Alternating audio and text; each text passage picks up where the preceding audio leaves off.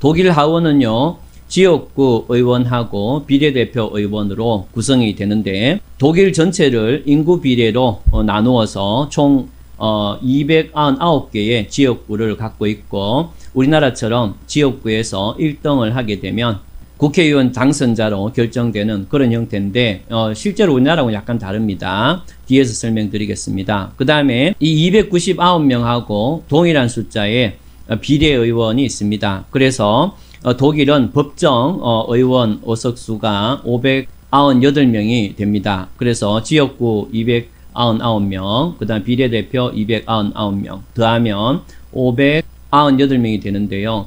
그런데 독일의 어떤 특성상, 선거의 특성상 법정 정원보다도 당선자는 반드시 늘어나도록 이렇게 선거제도가 되어 있습니다. 그런데 2023년, 올해죠. 올해 3월 달에 법을 개정해서 저 법정 정원보다 늘어나더라도 630명을 초과할 수는 없도록 확정을 시켜두고 있습니다. 그전에는 뭐 700명 이렇게 넘어가기도 했었어요. 어쨌든 간에 연방 하원은 법정 정원이 598명으로 구성되어 있습니다. 그리고 선거 후에 당선자가 증가하더라도 630명을 초과할 수 없도록 이렇게 확정하고 있다는 거, 요걸 아시면 될 것 같습니다. 그러면 지금부터 독일의 이 하원 선거가 어떻게 이루어지는지 지금부터 간단하게 설명을 드리는데요. 그런데 독일은 선거제도가 복잡하기로 아주 유명한 그러한 나라입니다. 제가 아무리 단순하게 설명을 드려도 그 자체로 굉장히 복잡할 수가 있기 때문에 여러분들이 재미로라도 한번 들어보시면 이런 형태로도 선거를 하는구나, 완전 미친 짓이구나, 이런 걸 느끼실 겁니다. 일단 독일은 16개 주가 있지만 설명의 편의상 작센, 바이에른, 에센 이렇게 3개의 주만 있다고 가정을 하고요. 정당도 A, B, C, D, E 정당만 있다고 보고 그 다음에 지역구 정원 아까 전에 299명이라고 말씀을 드렸는데 계산의 편의상 지역구 정원 100명, 그 다음에 비례대표 정원 100명 이렇게 해서 법정 정원은 200명이라고 가정하고 그래서 설명을 드리도록 하겠습니다. 독일은요, 우리나라처럼 지역구 후보자에게 한 표를 행사하고 그 다음에 지지 정당에 한 표를 행사하는 1인 2표제를 갖고 있습니다. 이 1인 2표제가 사실은 우리나라가 독일을 모방해서 도입한 그런 제도입니다. 자, 그러면은 지금부터 독일의 선거가 어떻게 이루어지는지 설명을 드리도록 하겠습니다. 우선 독일은 의석정원 있죠. 그러면 지금 지역구 100명, 비례대표 100명이니까 의석정원은 총 200명이잖아요.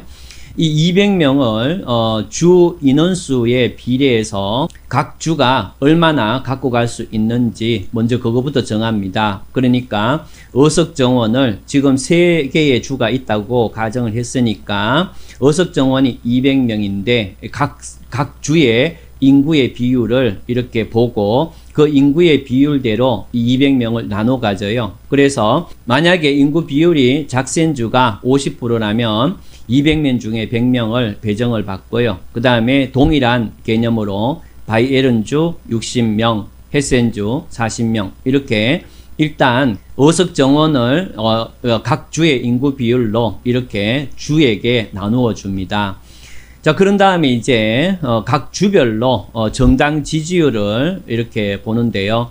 각 주별 정당 지지율을 기준으로 각 주별 정당 의석을 배분합니다. 자, 그러면 작센주를 기준으로 보는데요. 작센주는 인구가 절반이었기 때문에 100명을 배정을 받았습니다. 그런데 비례대표를 이렇게 계산해 보니까 작센주 안에서 A당이 50% 지지를 받았고 B정당이 30%, C정당이 20% 지지를 받았다. 이렇게 지금 나왔다고 가정을 하면 그러면은 작센주는 100명을 배정을 받았기 때문에 이 정당 비율로 지지 비율로 나눠 갔겠죠. 그래서 A정당은 100명 중에 50명을 받게 되고 B정당은 30명, 그 다음에 C정당은 20명을 받게 됩니다. 지금 이렇게 작센주에서 A정당, B정당, C정당이 의석을 배정받았다는 것은 가정입니다. 가정. 얘들이 가정을 하는 거예요.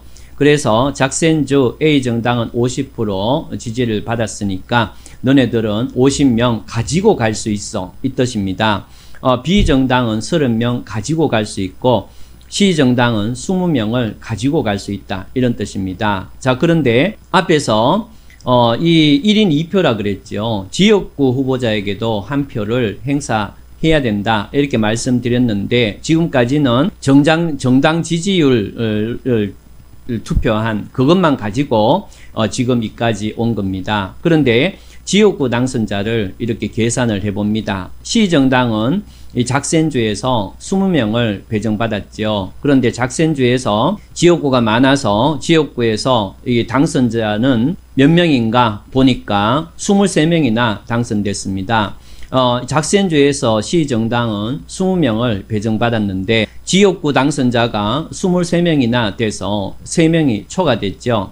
자, 이럴 경우에 독일은 어떻게 하느냐? 2023년에 개정된 선거법에 의하면요. 이 3명은 당선이 무효가 됩니다.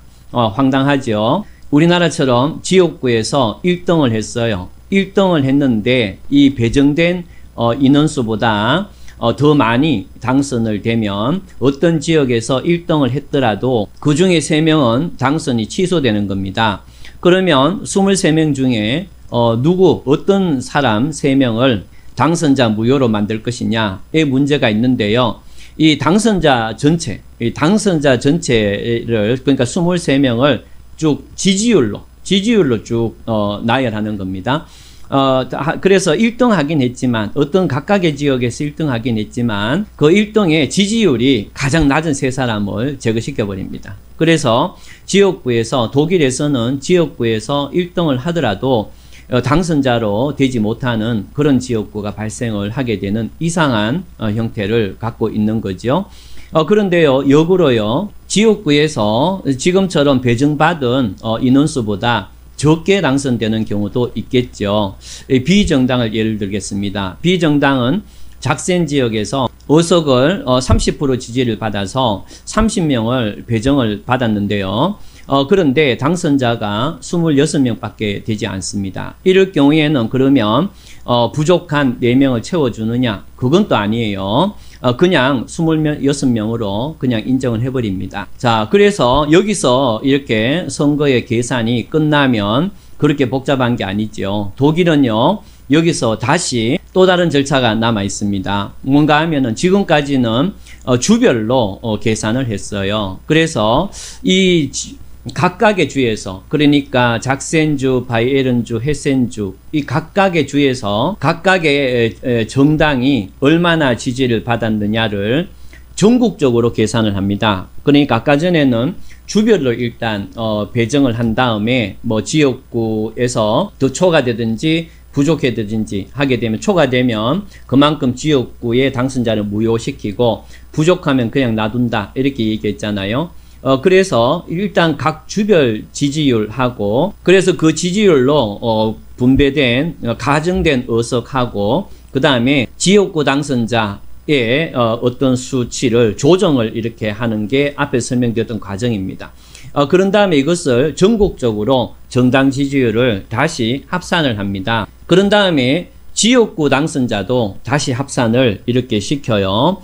그런 다음에 전국적으로 비례대표 의원을 그 비율에 맞도록 다시 이렇게 나누어 갔습니다. 이게 무슨 말인가 하면은 다시 이렇게 전국 단위로 어떤 정당의 지지율을 이렇게 결합을 시키고 그래서 A정당이 40%가 나왔다. 그러면은 200명 중에서 40%니까 80명을 갖고 가야 되잖아요. 그런데 또 전국적으로 지역구 의석이 얼마나 합격했느냐, 당선됐느냐를 계산해 보니까 A정당은 전국적으로 80명, 그러니까 40%의 지지를 받아서 80명을 갖고 가야 되는데 지역구에서는 60명만 당선될 수 있죠. 이럴 경우에는 이 80명이 되도록 비례의원을 추가로 보정을 해줘요.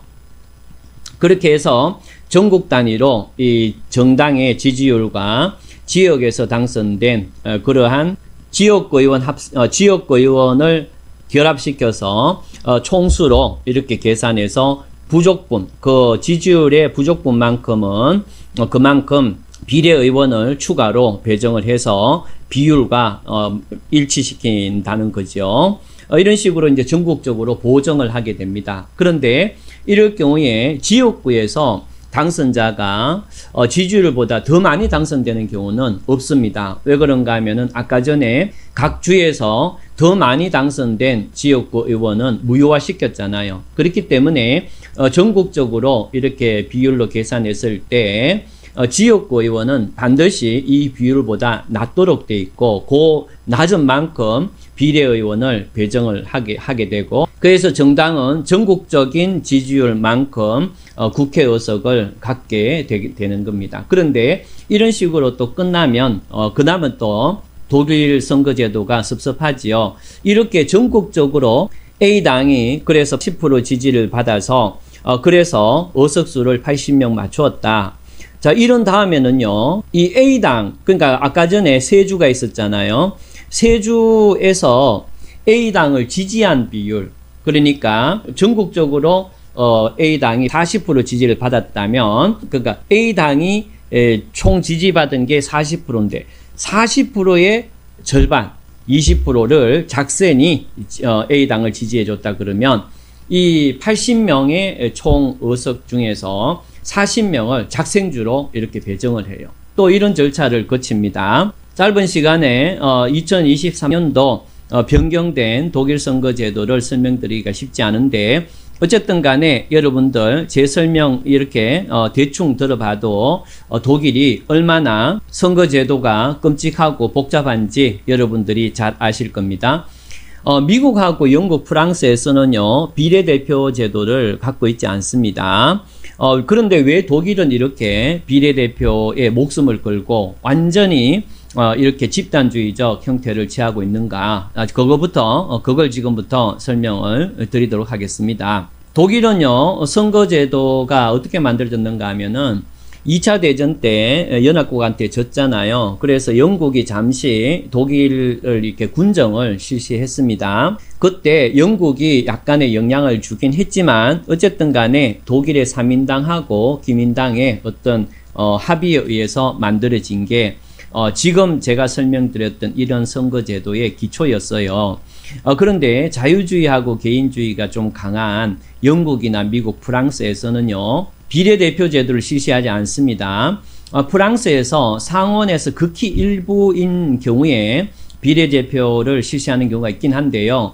일반적으로 프랑스하고 영국하고 미국은 비례대표 제도를 실시하지 않습니다. 왜 그런가 하면요, 이 개인주의, 자유주의가 강한 국가들은요, 나의 판단, 개인의 판단과 개인 후보자의 관계로 이렇게 보는 겁니다. 그러니까 개인들이 더 많은 그러한 의사가 모여서 지지를 했다면 그 사람이 당선되는 거고, 개인이 좀 적어서 지지를 적게 했다면 내가 지지한 사람이 떨어지는 겁니다. 그러니까 자유주의, 개인주의가 강한 국가, 미국이나 영국이나 프랑스는요, 유권자 개인 대 후보자 개인 개념으로 보기 때문에 따로 비례대표제를 두고 있지 않은 겁니다. 그런데요, 독일은 연방주의, 집단주의적 성격이 강합니다. 그렇기 때문에 이 비례대표라는 것은요, 기본적으로 집단과 집단 개념이죠. 그러니까 이 집단에서 또 다른 어떤 집단, 그러니까 주와 정당과의 관계입니다. 어떤 주에서 몇 프로가 어떤 정당을 지지했느냐, 이게 비례대표거든요. 그러니까 비례대표제는 사실은 개인 유권자와 개인 후보자는 사실은 존재하지 않는 겁니다. 집단주의적 성격이 굉장히 강한 나라인 이 독일에서 비례대표제가 이렇게 아주 광적으로 선호되는 이유가 기본적으로 독일이 서양에서 자유주의가 덜 떨어진 나라였잖아요. 그래서 여전히 나치즘이 나타나고 하고 현재에서도 이 집단주의적 성격이 굉장히 강하게 남아 있습니다. 그렇기 때문에 독일이 이 비례대표, 집단과 집단과의 어떤 비율로 대표를 결정하는 이런 개념이 여전히 남아 있는 거죠. 선거제도는요, 내가 좀 어떻게 지적으로 대단히 공부를 하지 않아도 내가 어떻게 투표를 하게 되면 누가 당선된다. 이게 아주 간단하게 알 수 있는 형태여야만이 국민의 의사가 제대로 반영이 되는 겁니다. 그래서 내가 어떻게 누구를 찍으면 어떻게 당선되고 누구를 찍지 않으면 어떻게 떨어진다 라는 개념을 명확하게 단순하게 이해할 때 국민의 의사가 가장 정확하게 반영된다고 할 수가 있습니다. 어떤 사람은 이 다수대표제가 사표가 많아서 그래서 어떤 집단의 지지율하고 그 집단이 지지하는 어떤 또 다른 집단, 즉 정당의 비율을 맞춰야 국민의 의사와 맞아 들어간다. 이렇게 헛소리를 많이 하는데요. 그것은 집단과 집단 간의 어떤 관계에서만 등장하는 겁니다. 그래서 개인과 개인, 개인 유권자와 개인 후보자의 관계를 무시하지 않는 이상 이 비례대표제는 조금 감소돼야 되는 그런 성격을 이 독일 선거제도에서 알 수가 있게 되는 겁니다.